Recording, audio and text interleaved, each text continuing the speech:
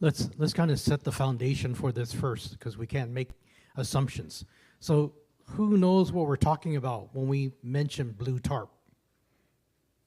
Right? So for those of you who don't know what a blue tarp is, it's one of those things that you stretch out when you want to cover something. You will see it on firewood. You want to keep it dry, maybe on a car, maybe on something else, right? And what we're going to talk about is really how do you find deals without using like sophisticated software? You know, what is it that you look? Okay, you'd be surprised how many of these you can find. Okay, very, very easy, not very scientific at all. I think it's scientific. It's just easy and scientific. Yeah, it's just easy. Yeah. You don't need a smartphone. All you need to do is just be in a place where you can see blue tarps, and now you will learn what that blue tarp means and what the possibilities could mean for you when you find those. Cool. Andy's the one that has the presentation, so. Okay, I'll move over here. Black mark on the floor. Oh, tape. There we go. He's going to be after me all night to do it, stay in the right place. Oh, let's see, what do I have to do this move? There we go. Here's my legal disclaimer. I'm not an attorney, a CPA, or licensed at anything but driving a car. Examples presented in this presentation have worked for me well, but use at your own risk. Your results most likely will be different. Better or worse is up to you and fate. And all contracts should be reviewed by a competent attorney before you use them. Everybody accept the rules of the game? Cool. Attention, Kmart shoppers. We have a blue light special on aisle 13. Pringles, only 45 cents. Who was here in the 70s to remember that? Oh, wow, we got enough people that did. Yeah, usually this just What's a Kmart? They're those dead buildings you see around town. Okay, those of us who were alive in the 70s heard this announcement and watched people race across the store because they only had 6 cases of Pringles for 45 cents. So, who's seen a house that looked like that? Cool. What's that? On the boat. Probably came off the boat and went on the roof. Yeah, they had to decide which one they wanted to protect. Yeah, I think having no rain inside the house is better than getting your boat wet. Of course, boats are supposed to get wet, I think. Right. Isn't that the idea? So in Florida, many storm-damaged houses get blue tarps till they can get a new roof. What you want to look for is when they've overlaid the blue tarp with a green tarp and then a brown tarp, they probably need some help, don't you think? If they could afford to make payments to the roofing company who would finance the new roof, would they have just financed the roof repair? So when they've got that situation, what does that tell you? It tells you that they need something, but they can't afford to make payments on it. So that encourages us to set up a structure where we can solve their money crisis, but not make them give us payments. So that's the structure we're going to talk about. But let's take about a few other ways to find people in that blue tarp special situation, because it's not all blue tarps. I mean, in Florida, they're really easy, lots of blue tarps. Around here, hurricanes are a little fewer and far between.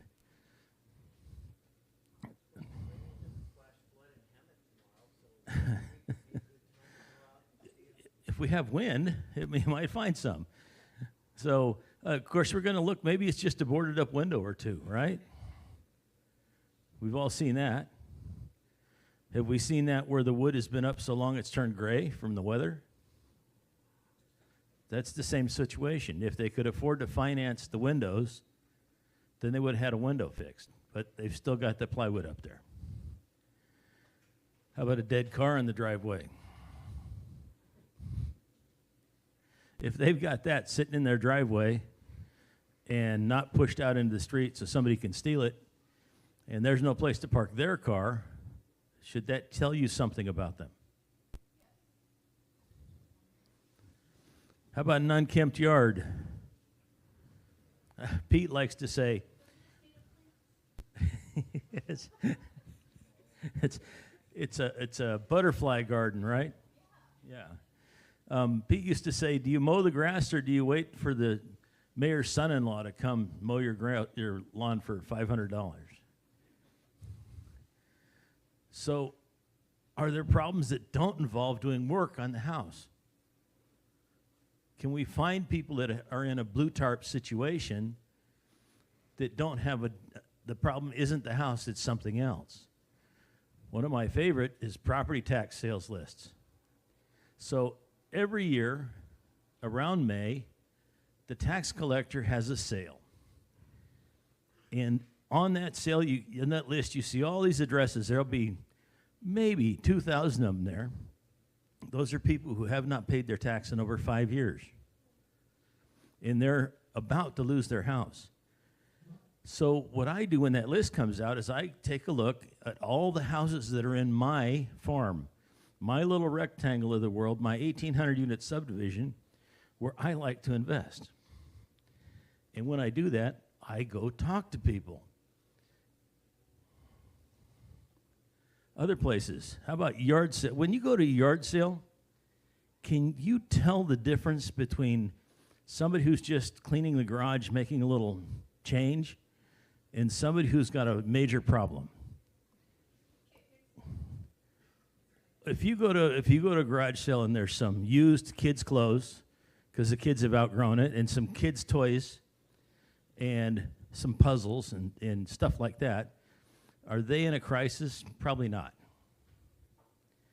But if you get there and the king-size bed and the entertainment center are out there being sold, and they're going to sleep in a sleeping bag on the floor because they need the money from the bed, does that tell you they have a crisis? And have we all been in those kind of yard sales? There's yard sales that have kids' clothes and tchotchkes, and there's yard sales that have life. They're selling what they need to live in that house. That's somebody that could use our help, most likely. So let's do an example. You want to do mine or you want to do yours first? Yeah, let's cover a few of those. So before we go further into the presentation, we've actually gone out to look at blue tarp specials. So I've taken people out door knocking. Just raise your hands if you've been on that door knocking tour with me. We did several of them. Did we or did we not come across blue tarps during those walkarounds? Yeah, we came across quite a few. Yeah. In fact, let me bring the mic out so everyone can hear the answers. By the way, we like interruptions and questions.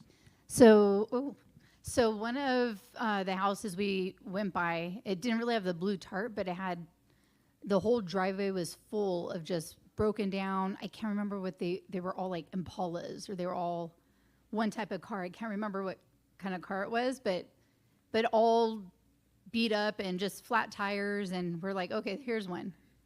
So Basically junkers. Junkers.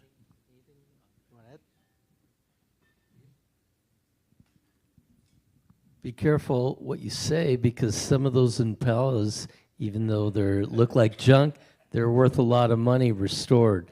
So that's why they keep them there. Oh, okay. All right. No. Oh, okay. Depending what kind of cars they are. I couldn't remember what kind they were. Okay, but you mentioned Impalas, so.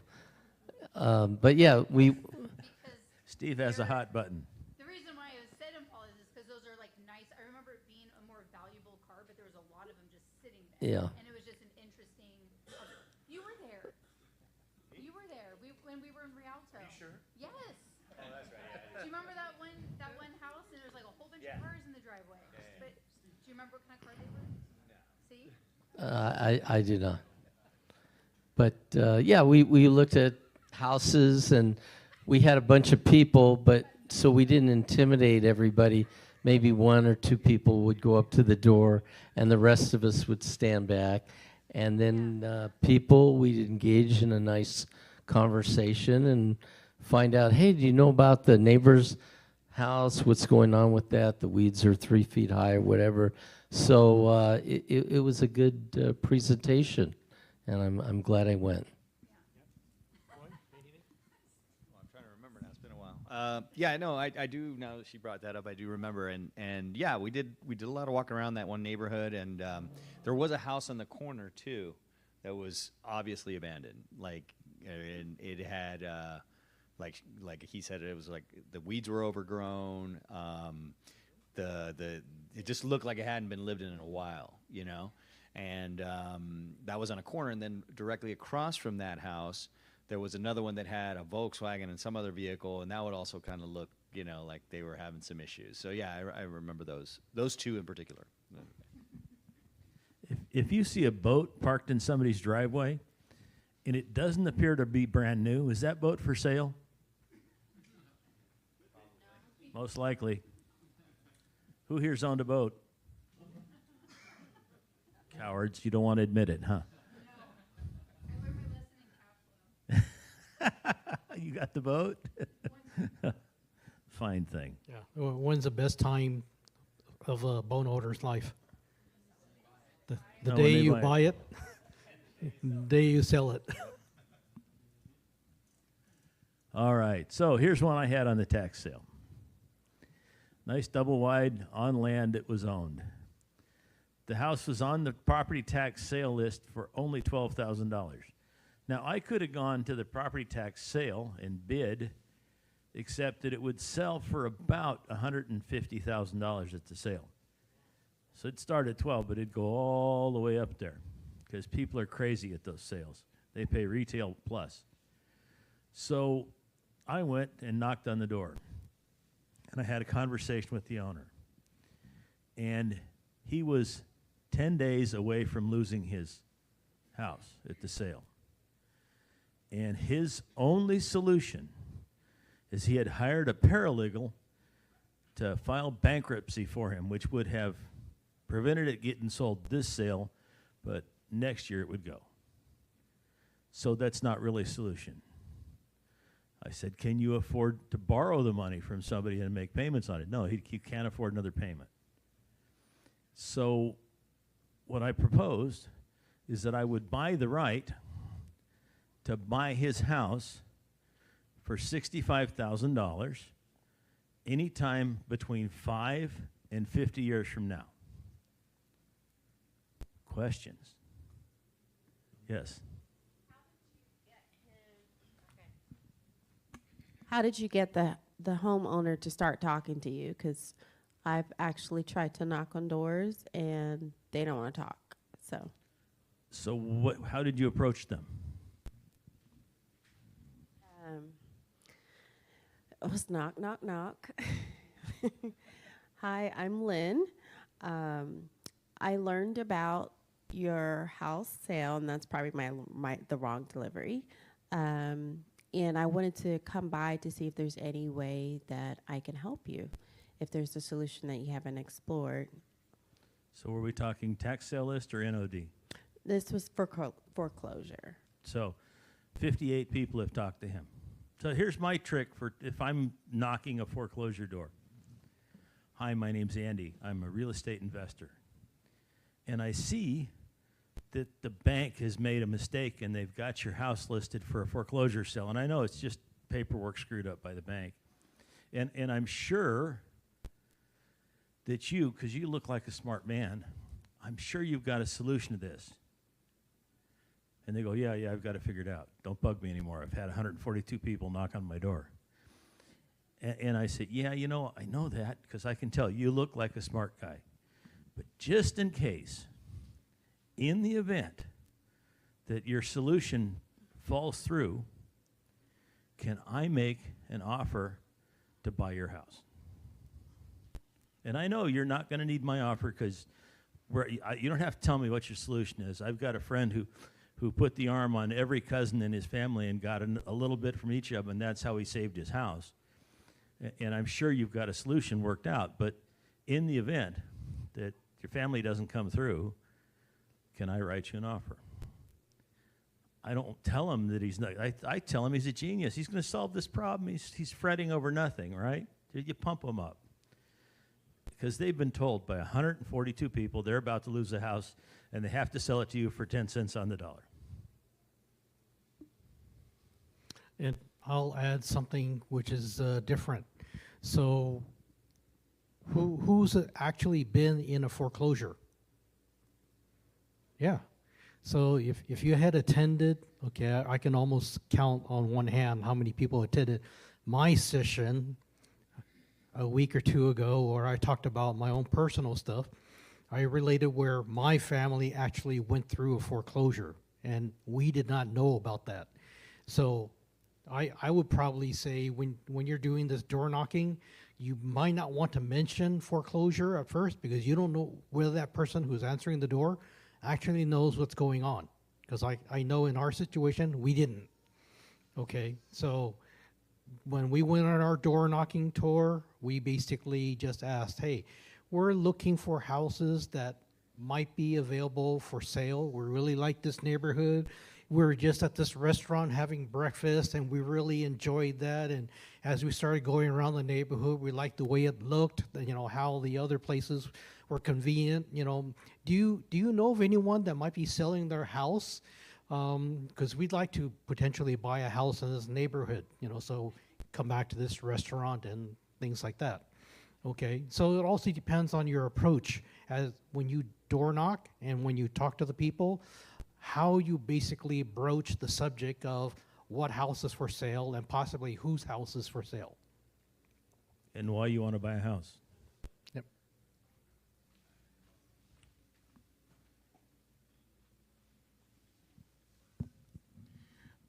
All right. This is brilliant, and I'm sure there's going to be a lot of other brilliant things that we're going to learn tonight. But just a quick question on this.